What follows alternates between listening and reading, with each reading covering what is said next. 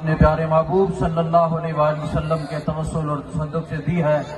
ہم یا اللہ اخلاص نیت سے تیری بارگاہ میں تیرا شکر ادا کرتے ہیں. اگرچہ ہم تیری بارگاہ میں شکر ادا کرنے کے قابل نہیں، لیکن مولا کریم تیرے گناہگار بندے ہونے کے ناطے تیری بارگاہ میں شکر ادا کرتے ہیں.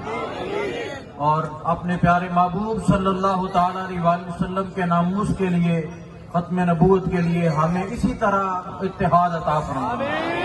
اسی طرح یا اللہ ہمیں مزید ہمت اور حوصلہ اور استقامت عطا فرما، اور عالم کفر اور یہود و نصارہ کی سازشوں سے یا اللہ ہمیں بچانا. ملک پاکستان کو استحکام عطا فرمانا. یا اللہ اس ملک کو ان گنڈوں اور ان لٹیروں سے یا اللہ نجات عطا فرما. یا اللہ ہم سب کو مزید استقامت عطا فرما.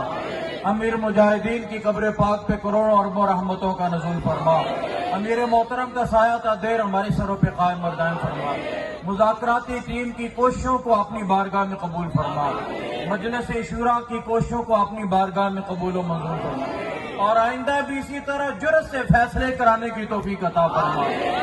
آئندہ بھی اسی طرح یا اللہ استقامت عطا فرما. مولا کریم ہم سب تیری بارگاہ میں حاضر ہیں، اور یا اللہ آئندہ بھی حاضر ہیں ناموس رسالت کے لیے، دین کی سربلندی کے لیے، عقیدہ ختم